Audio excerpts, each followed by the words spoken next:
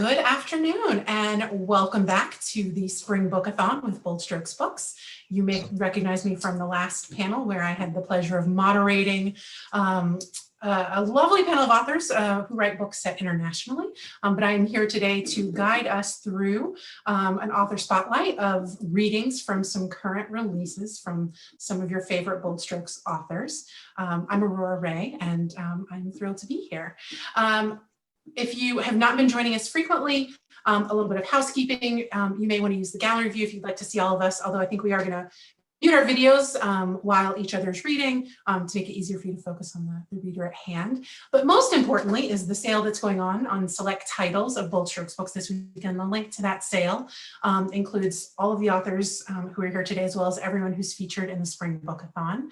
So be sure to click that link and check out the discounts, 15% off select titles, which is going on through the weekend. And so I think we are going to just dive right in. Rad has requested to go first, and as the boss, gets to request that. So we are going to hand things over to her to talk about her latest release and give us a little sneak peek at it. Rad, I hand things over to you. Thanks, Aurora. I will be reading tonight from Unrivaled. Let me see if you can actually see that. Hopefully you maybe can right now. That is the 6th, I counted that before I came down, in a related series, although it is a standalone, as are all of the novels in this particular medical romance series. It started with, as I mentioned earlier today, Fated Love, which I wrote in 2004, and lots of people say that's their favorite book. And so I wonder why I've done all the other ones after that. But I enjoy these characters, and there are some new characters that I introduced in this series in the previous book, which is Passionate Rivals. So although they are not a series, they are related, and I will be reading from Unrivaled. This scene is a quiet little scene. Sometimes people think scenes like this are throwaway scenes, but for me, they're the kinds of scenes that create intimacy between characters. And Sandy Lowe did a BSB Grow talk not that long ago about how we actually show characters falling in love. And for me, it's those quiet moments that you share with someone and share with them something that's very special, even though it may be something very small. So in this scene, Declan Black is an ER doc who has returned to the medical center after 10 years away. And what's happened to her during those 10 years has changed her life. And she is involved with a surgery resident, and they are taking care of a dying patient. And their relationship grows as they deal with these emotional kind of challenges as well as medical challenges. So after one of the very stressful moments in the hospital, Dec runs into Zoe and asks her, "Do you want to get some lunch?" And Zoe says, "You know, that would be great." And that's where this scene begins. "Let's go then," Dec said quickly, leading the way into the cafeteria. "Cheesesteaks from the grill, or we can grab a quick sandwich." Zoe made a face. "The last time I checked the sandwiches, they had peanut butter and jelly or ham and cheese. Neither is my favorite. I had enough peanut butter and jelly when I was a kid to last a lifetime." Dec laughed. "I'm with you." "Somehow," Zoe said, "you don't strike me as the peanut butter and jelly type." "Neither do you." Zoe lifted a shoulder. "When kids are making their own sandwiches, that's pretty much the go-to thing." True enough. Dec had a feeling Zoe had been in charge of making a lot of sandwiches when she was young. While in line at the grill, Zoe teased, "Something tells me you didn't spend a lot of time making your own sandwiches." "You're right."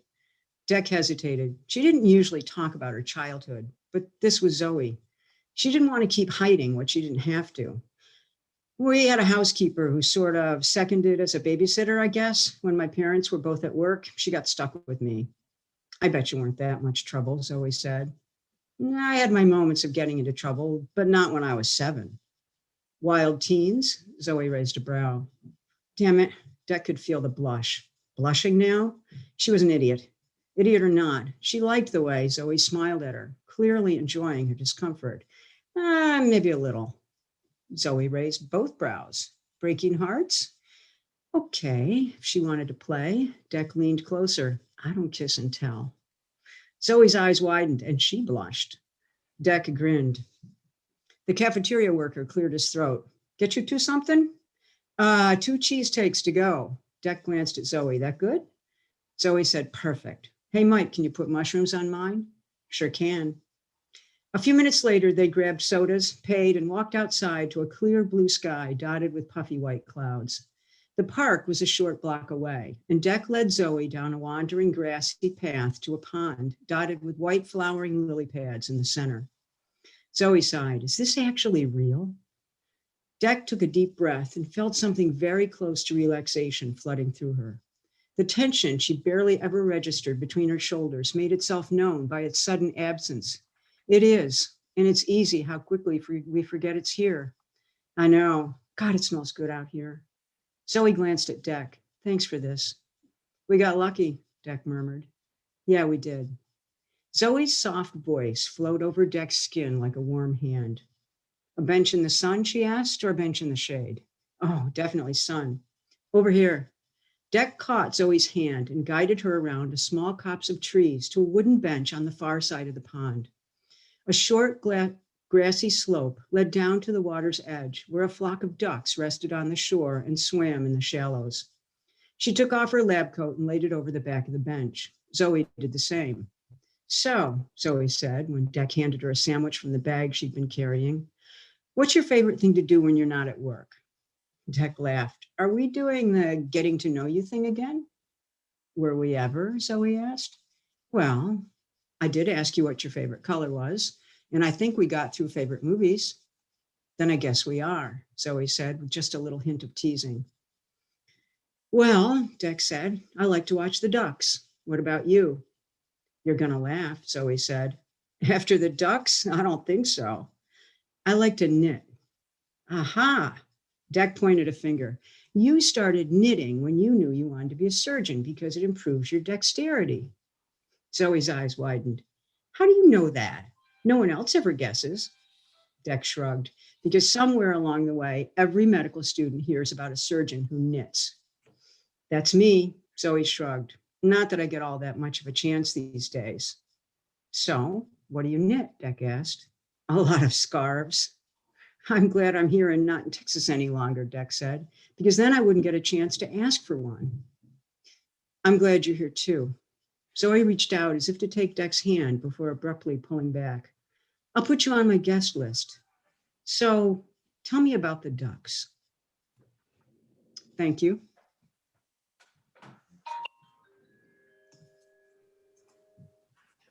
I love that scene, Rad. Thank you so much. I think you're right. Quiet scenes tell us a lot more than you think they might. And they're so nice to follow. Like you can follow the conversation in ways that sometimes when there's a whole lot going on, it can be a little bit trickier. Although I think you may have given a couple of our audience members hankerings for cheesesteaks. So DoorDash is on you. When you write a book set in Philadelphia, you have to write about cheesesteaks. Fair enough. Fair enough. Thank you very much. I realize I neglected one of my moderator duties by letting you all know that we do have some time set aside at the end for Q&A.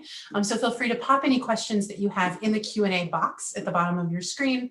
The chat roll is live and going. You can use that to talk amongst yourselves, but make sure to use the Q&A box for any questions for our authors so that I don't by chance miss them. So thank you. And I am going to call Santiago to the screen next, who's going to share a reading with us next. Sandra, over to you. Hello, thank you.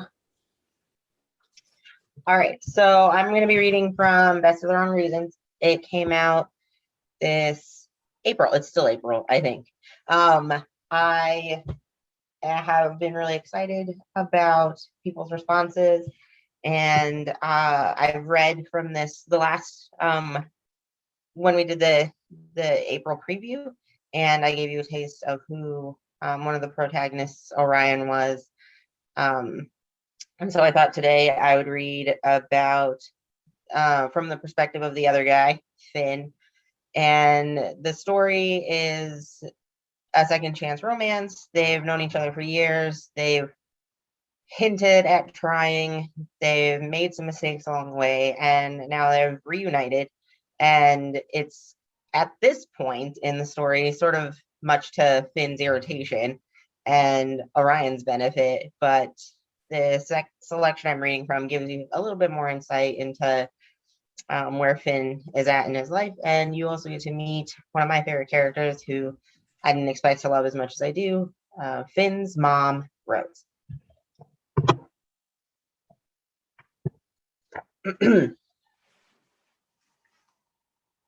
I was surprised to find Orion passed out on my bed. I surveyed him both as a medical professional and as a friend. Orion looked pale, ill, in the growing light of morning. I remembered other long mornings with Orion and similar states of hangover in high school. His brown skin, black hair, and gold eyes, dulled by the demons he tried to drown. His hair was longer than I'd ever seen it, inching past his shoulders. The past few days, months maybe, must have weighed on him more than he let on. I could see it in the purely exhausted way he slept. My irritation faltered. My room was at the back of a one-story house that had a back door leading to the backyard. Orion would come and stay when nights when his mother were too hard, always sleeping on the floor. I had certainly tried. I had certainly wanted him. I'd made suggestions, both platonic and sexual, but Orion never accepted. I thought we were going that way, as certain as a 16-year-old could get. I had even come close to kissing him once in high school, but his brother interrupted. One day, things changed, and at the same time hadn't. We had the same friendship, but Orion stopped making advances and started actively avoiding mine. I was sure something had happened. I had never learned what. Eventually, I accepted things as they were. Then college. I shut down the thoughts about college. There in my room, I only saw an older version of the vulnerable guy I had convinced to be my friend decades ago. The same guy who kept running away from you. I sighed, brushing away that feeling. I wrote Orion a note and slipped it under the motorcycle keys on the nightstand. Piano music continued to play as I shut the bedroom door. With Rose, back by 10, eat whatever. With Orion tucked away, I tried to let it be Thursday as usual. Mom and I had things to do. I made Rose have a bagel with light cream cheese, about all the breakfast she could handle. I shoved the other half in my mouth and chased it with a swig of milk from the carton. I made myself scrambled eggs and some sausage, piling it all on a biscuit and a makeshift sandwich. Then I trotted out of the house. Ready? I mumbled, joining her in the front yard. Rose nodded as she closed her book. She gave me a weird look, but accepted the bagel. I am. Are you? Yeah, let's go. Mom and I hopped into the car and started for town. That was the routine for Thursday. I drove Mom to follow-up appointments. I picked up coffee while she was with the doctor. We would go home, I would make some lunch, and then we'd just hang around the house. I waited for her in the car as usual. I could always feel her coming, like a soft breeze, and when I looked up, she was waving at me as she crossed the sunny lawn in front of the hospital. She was perfection, her bright wig almost as blonde as her natural hair had been, and a slight golden tan had returned to her skin. I felt time reversing around me. I was 17, and Orion was somewhere in town, and my bright, ethereal, healthy mother was coming toward me. She'd even put on weight over the last few months. She got in the car. I clumsily handed her a coffee as she buckled in. You all right, Finn? She said, looking over my face. Yeah, you look great today, Rosie, I said, my voice sounding younger to my ears. She laughed, disbelieving. Sure, Finn. What did the doctor say? She waved me off as she sipped the coffee. I waited. She waited. Well, I pleaded. I had long ago gotten kicked out of appointments for asking too many questions, making too many suggestions. Lucas says I made real doctors angry. I was desperate to know what happened, but I was used to having the results filtered through Rose. I started the car and pointed us toward home. I looked over the sunny pastures and sagging buildings as we made our way back to Painted Waters. Well, they took blood this week and said last week's was better than the week before. They think it's working, Finn. I grunted. It'd been working before, and it turned. I wasn't ready for that kind of disappointment again. I was hopeful anyway. Now, you tell me, she said politely, shifting to look at me. Tell you what. Who is the third coffee for, Frank? She hummed, eyeing the untouched travel mug in the cup holder. I gulped. I sipped my coffee. Rosie, there's something I need to tell you. Relax, Finn. Orion can stay as long as he wants. I felt my face burn. You knew he was here with me? I mean, of course, I'm your mother. I know. Besides, after all that commotion in the bathroom, you heard that, Mom? It wasn't anything. Rose laughed. Relax, Finn. It sounded like Orion got you with the flush. Besides, if it had been anything else, the bathroom is a good enough place. Mom, I screeched, turning to stare at her. Finn, you just ran a stop sign. Mom braced as I slammed on the brakes. In a very mom way, she coolly held her own coffee over the floorboards and placed a hand over the one intended for Orion. I cussed and pulled the car to the side of the road. I killed the engine and wiped spilled coffee from my hands before speaking. Mom, Franklin Ian Ness, I'm not naive. Even if I wanted to pretend, I couldn't because you've told me about everyone you've ever been with, and I'm okay with my adult son having some fun. She paused to sip her coffee. Though I can't say I approve of you picking up guys at funerals. I felt my face grow warmer and slumped in my seat. It's not like that. Rose cooed and put a hand on my knee. I'm teasing. This is Orion. I know what it's like. I don't. Finn, having feelings for someone is okay. They're normal. You don't have to be ashamed or afraid or embarrassed. Feelings are like viruses, Dr. Ness. Everyone gets them. Have you guys talked about what happened when he came to visit? What, 6, 7 years ago now? I sheepishly thumbed the lid of my coffee cup. We hadn't talked about it. We probably would never talk about it. Rose and I had talked about it, me on the phone, sobbing the morning after he left. She had come up the weekend after that, out of the blue, and I cried again then. She knew all about my feelings about that night, but Orion knew none of them. Rose cleared her throat, pulling me out of my thoughts. If you've calmed down enough, we should get going. I started the car back up. Your boyfriend's coffee is getting cold.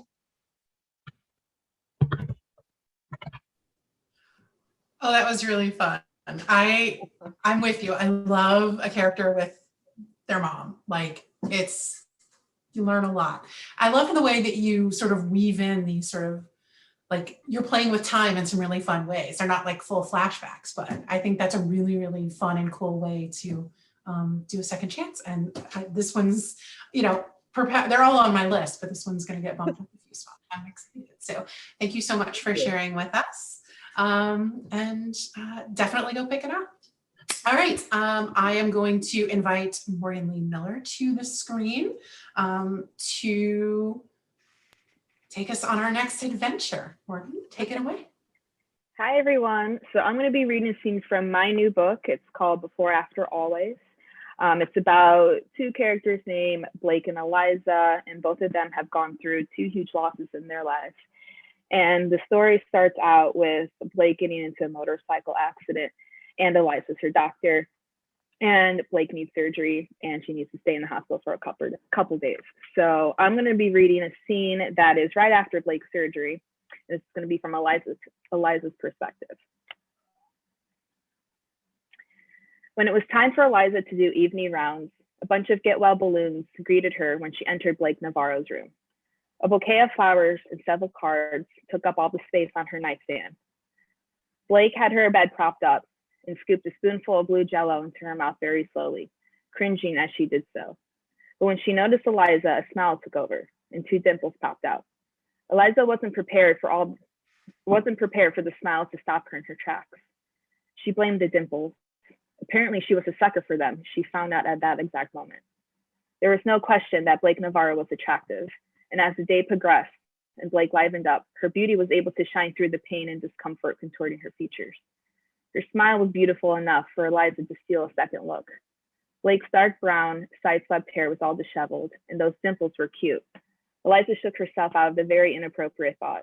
Instead, she acknowledged Blake's attractiveness, and that was that.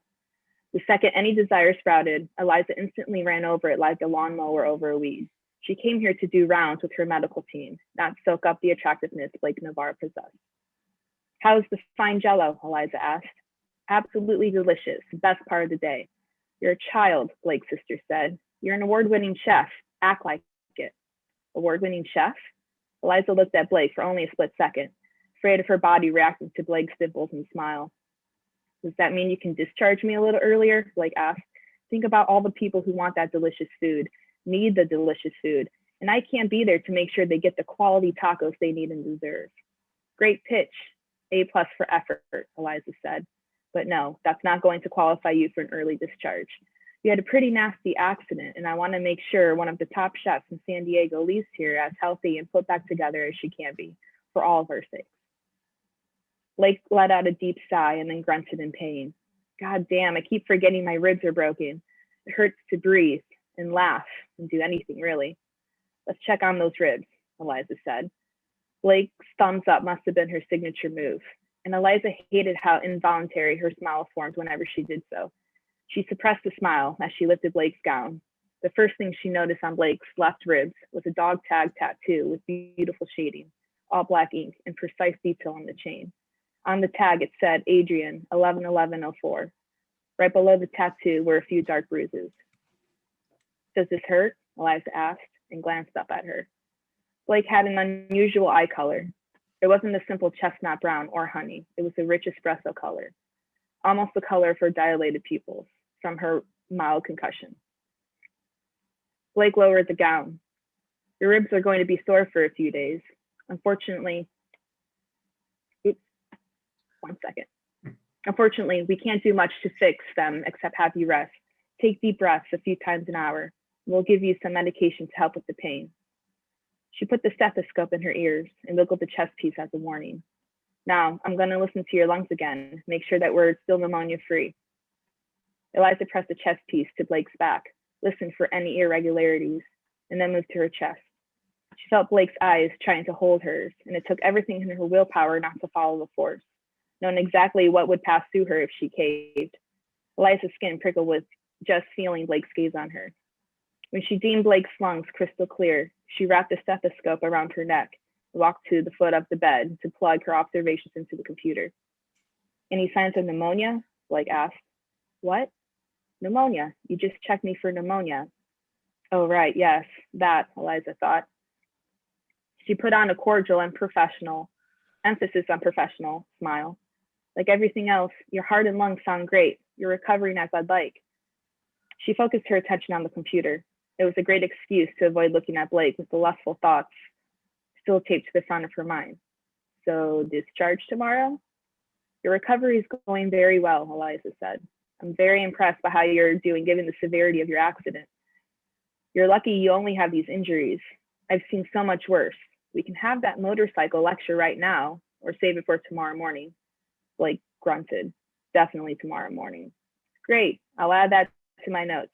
Must lecture Blake Navarro about motorcycles, Eliza said, literally typing it for herself and maybe for some comedic relief. It garnered smiles from Blake's family at least. There, added.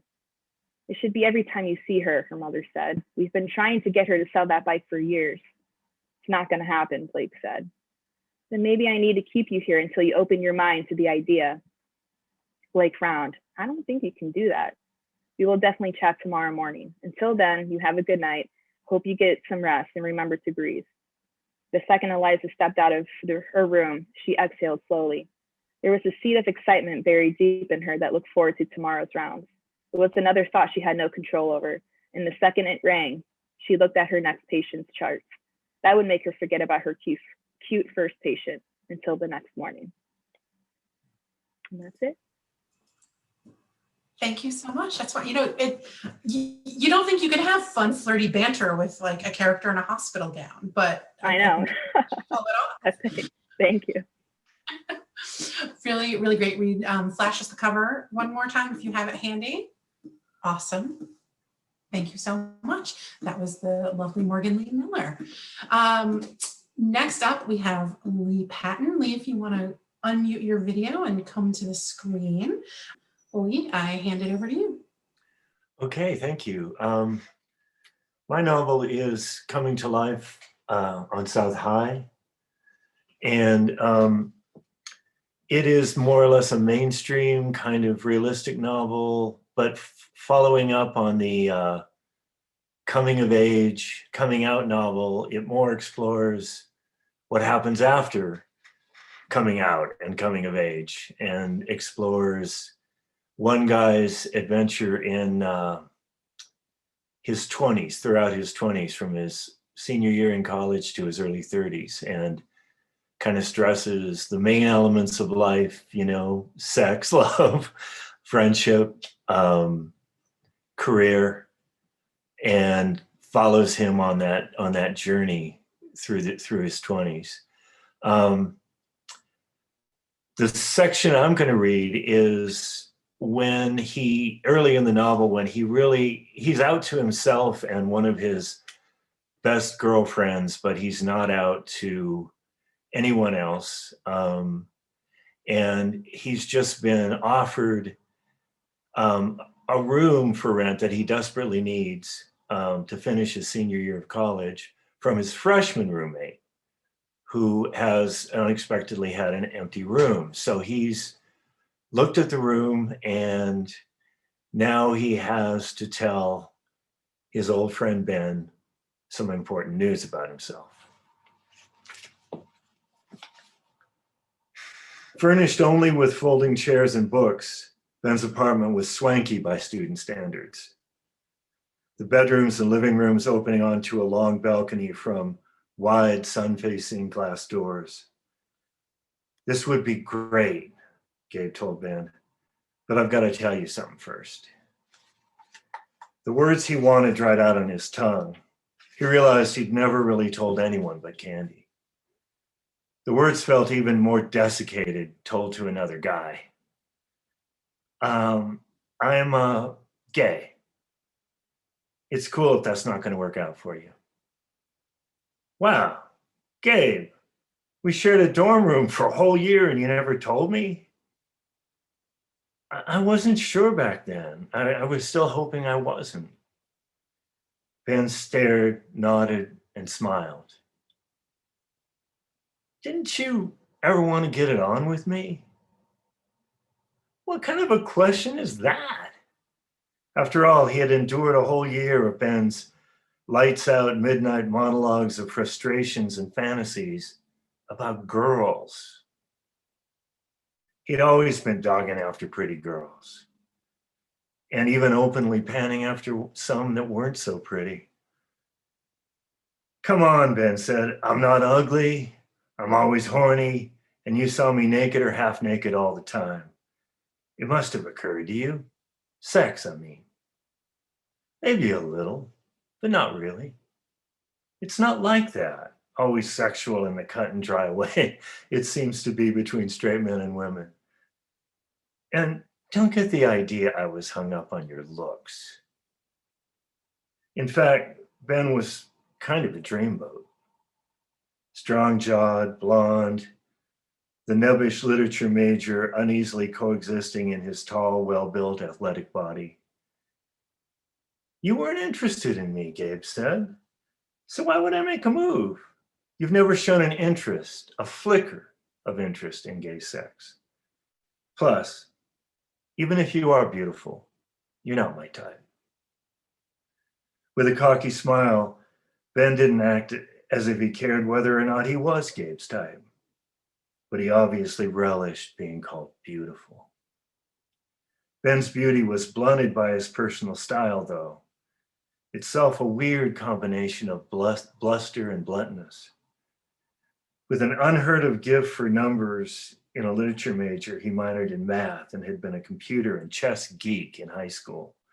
By college, he'd evolved into a bookish bore and a clumsy jock, never overcoming his foundational geekiness.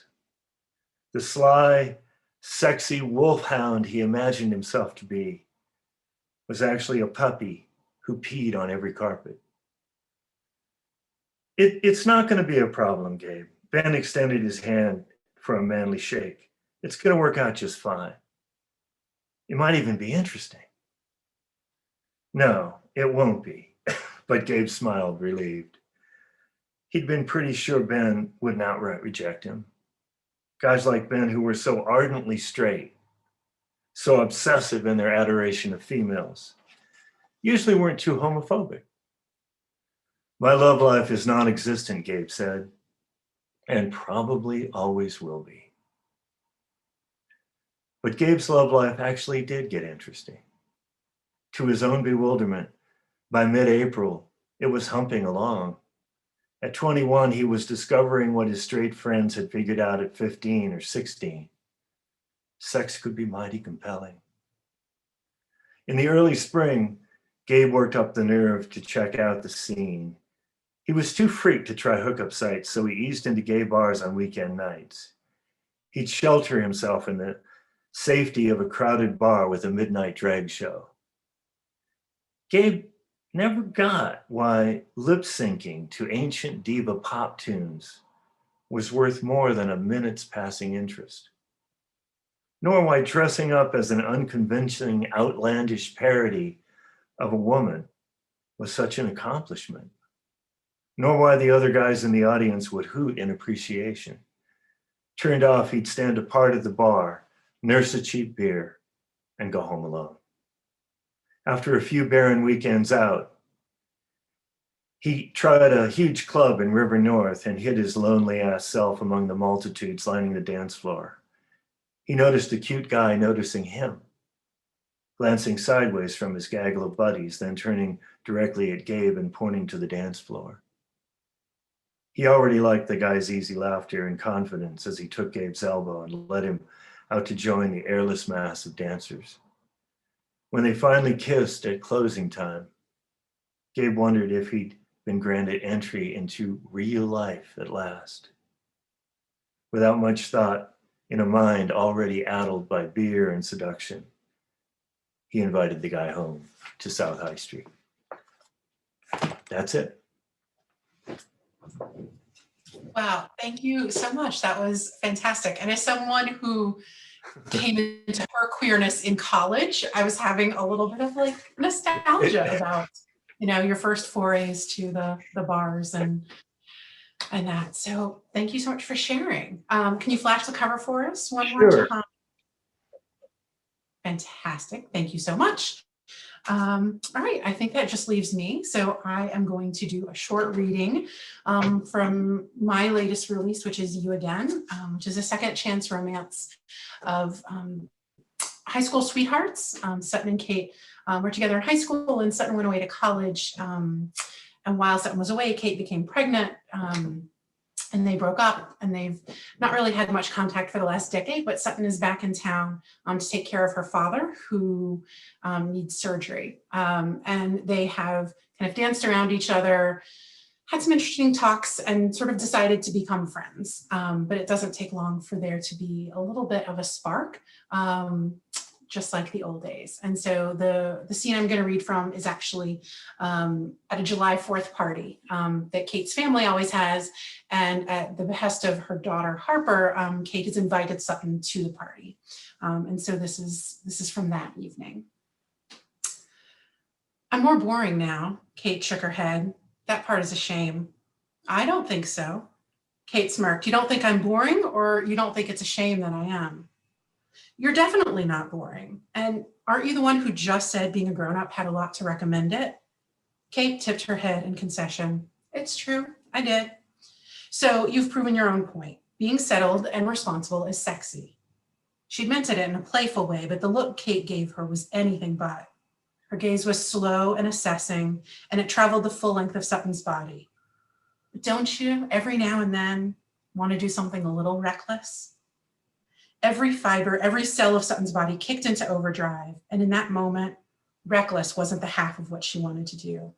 Her answer was cut off by the first fireworks. A sizzle sounded and a swirling tail of fire zipped into the sky.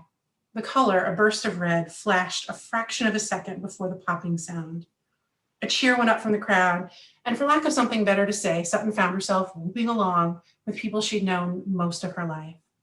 She braved a glance at Kate, who merely smirked before returning her eyes to the sky. Crackling golds overlapped with palms of green and explosions of purple, silver, and blue. Never more than one or two at a time, the show was a far cry from the massive displays in Atlanta. But something about this, the intimacy, the laid-back energy, had its charms. She would have thought so even without Kate's thigh brushing her own, or Kate's innuendo-laced question hanging in the air like the haze of sulfur from the fireworks. When was the last time she'd done something reckless? The fact that she couldn't remember spoke volumes, and she wasn't even racking her brain for something truly dangerous. No, somewhere along the way, she'd lost her ability to goof off. Or maybe it was inspiration more than ability. Whatever the underlying cause, it left her deflated. Talk about boring. She'd need to do something about that. She didn't know what, but exactly something. The finale of the backyard show peaked with a flurry of explosions.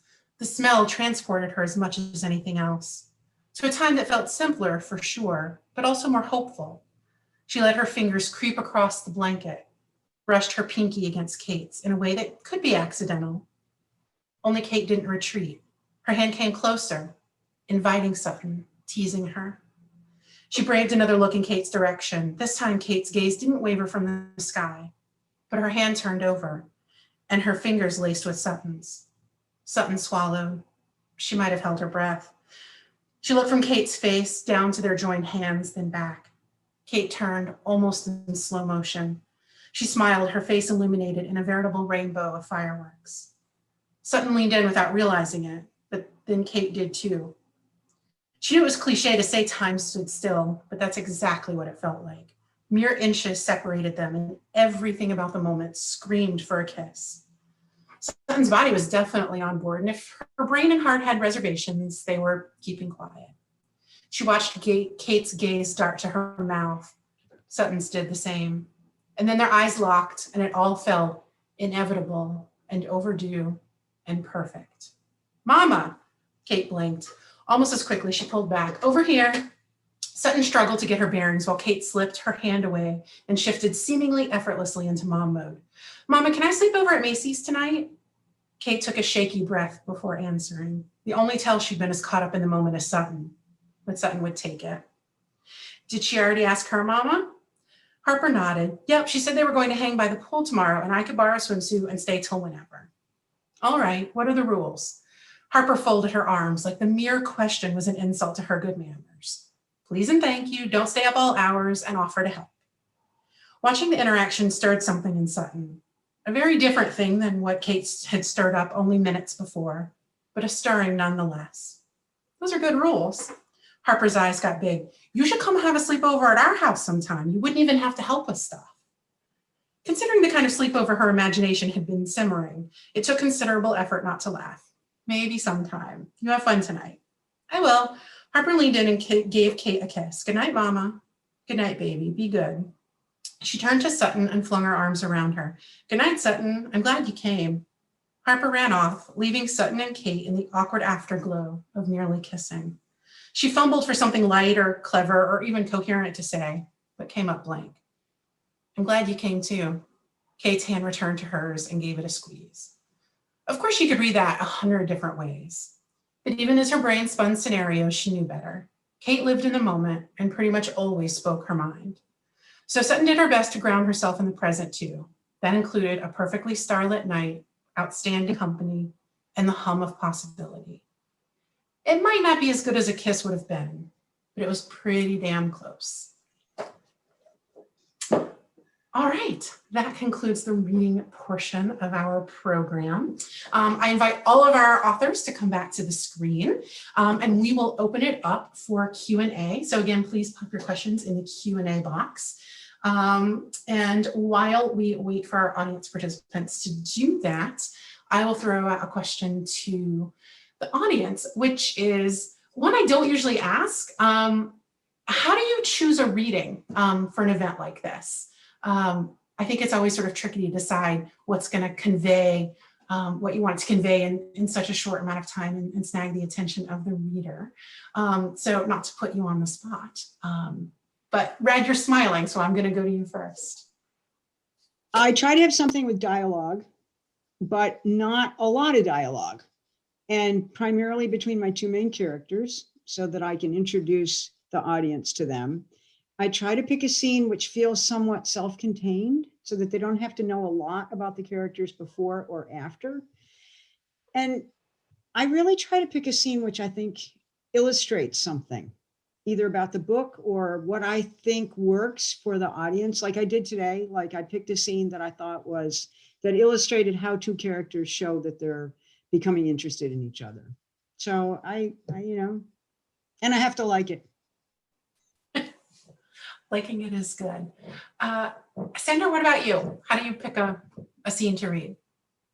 I threw a dart. No, I tried to, I started the first one. So I did the first reading not too long ago, and I was like, what scene did I think was the funniest? Because the first impression I always try to make in any situation is to be hilarious. And then I was like, all right, what scene do I think is then the most endearing? And I really value, like, I didn't realize writing it until I got to the end, how important like the relationship between both characters is with each other, but like then their relationship with their respective moms, even like Orion's relationship with Rose, who is Finn's mom, becomes valuable. And Finn valued his relationship with Orion's mom, and I was like, mom theme. So I thought it would be important to incorporate Rose as well. So I was like, the second one should have a little bit of her in it. So I love that. Fantastic answer. Lee? Oh boy. This is going to sound kind of like a cop-out, but my answer would be a combination of Sanders and Rad's. All those elements, plus just the feeling of like, I guess I want to try to lure the reader into knowing what the tone of the book is. I mean, maybe it will also steer readers away who don't like that kind of thing, but I definitely want to attract people who do like that kind of tone. And at the end, kind of leave them waiting for something hopefully interesting, exciting, mysterious. And in this case, Gabe is taking a guy home for the very first time in his life. And that would certainly interest me. So. Yeah, that happens. Good answer. Morgan? I don't know. I'm learning from everyone right now. This is my second reading, so I was struggling of which scene to read from. I know I wanted something towards the beginning where there's not much setup, but then I wanted it to be lively, and I wanted there to be some feelings brewing because it's a romance, and that happens in romance. But I liked everyone else's answers, and I'm learning for the next reading that I'll be doing and making sure I pick the right scene. That's a fantastic answer too. I think we're all works in progress when it comes to that. Exactly. And there's no right answer. I think it's different for every book that we write. We have a question coming in from the audience. For those of you who write kids in your books, what is your secret for writing compelling and lovable kids? And what does writing a kid add to the story? And I'll take that first, since I actually had a kid in the scene that I read from. I've done a handful of kids. I think they can provide a lot of comic relief. I think they say a lot about a character. If one of your main characters is a parent, that's a huge, huge component of who they are as a person, and will determine a lot of how they interact with a potential love interest. I think I've been, I struggle sometimes because I think I maybe have a tendency to write kids who are a little bit too perfect. But I think what I actually am getting at is kids who are kind of nerds at heart, because that was definitely me as a kid. And the idea that you can write like kind of a nerdy, bookish, slightly awkward kid who's a little too old for their age, and like that's cool and fun and endearing, because I don't know if it always felt endearing to me as a nerdy kid. So that's my answer. Anyone else, Rad? I know you've written kids in quite a few of your books, and you've got one who's sort of developing through your Rivers series. For a long time, I said that I would never write kids. And then I did, and I found that it added a really interesting element to my story, in that it allowed me to show the characters in a different way. It allowed my couples to interact in a different way if they were raising kids together. I'm not a fan myself of writing really young kids. I I think that they're really hard to write because I think that authors tend to write them too old, too mature, too smart, with language that's beyond them. I think that's a real challenge when writing like 3, 4, 5-year-olds. I like to write teenagers. And I've written a whole host of teenagers in the romance series that I'm writing. And it's allowed me to explore things about sexuality that I wasn't able to do before in writing a trans character. And that has really challenged me. And I think it's made that series really special. So I think that they add an element that you can't get without them. So I think it's great. Anyone else want to chime in on that? Yeah, I will. I just have a couple little kids in my fiction in this novel in Coming to Life in South High. There's a young boy who emerges in the second half of the novel. He's a very young kid. He's an infant, and then he's 3 or 4. And to answer the question, I didn't have to discover a secret. I don't know what the secret is to writing kids, but what I did in my head was I wanted to love the kid. I wanted to fall in love with him. So I wrote a kid that I really liked and that I hoped was believable. It's like Rad said, they're usually older and way beyond their years in dialogue and so on. So I was careful to make this kid as realistic as I eavesdropped on my neighbor's kids to make sure that it was age appropriate and stuff like that. Yeah, I think that what Lee just said really matters. I think you have to really like the kid. If you're writing a teenager, this has to be a character that you really relate to. You get behind what their issues are. They can't be window dressing. I think if you're going to put them in there, then they have to be part of the heart of the story, I think. Fantastic answers. I'm going to take one more audience question. We're running short on time. So quick answer, if you wouldn't mind. Would you ever read naughty bits during a reading, or is that just taboo? Do you have thoughts on that? I'll answer quickly. I wouldn't. I wouldn't. It would embarrass me, and I don't have the confidence, I guess. I would have nightmares the night before and nightmares after. So I just can't do that much self-revelation. That's an honest answer. I think Morgan? if everybody's reading erotica, I mean, if you're doing a sexy scene panel and everybody's reading it, so the audience came there to hear it, that gives you a degree of comfort, I think, that makes a big difference. I wouldn't pull one out in a general reading panel, because you may have people who are unprepared, but if they come to hear sex, you're good. Okay, Lee, so that's what you just, read on an erotica panel. All right. That's where you sort of like can opt out if you need to. With our very last minute, I would love to hear what you are working on right now. Morgan, what about you? I am working on a young adult romance. It's coming out in December. The deadline's next Saturday, so it's crunch time. I'm really working on the last bits of that. But yeah, it's called The Infinite Summer, and it will come out in December. Due next week. That's awesome. Sandra, what are you working on? I'm in the midst of edits for a sci-fi that is coming out at some point. I didn't pay attention to when. And it's called One versus Multi, and it is gonna be good. That's awesome. Love that you're mixing it up. Lee, anything in the works? Yeah, I'm working on a departure for me in a way. It's for one thing, it's not in Colorado. It takes place in my home state of Northern California. For another, it's actually going to be a stab at a real, true gay romance from beginning to end.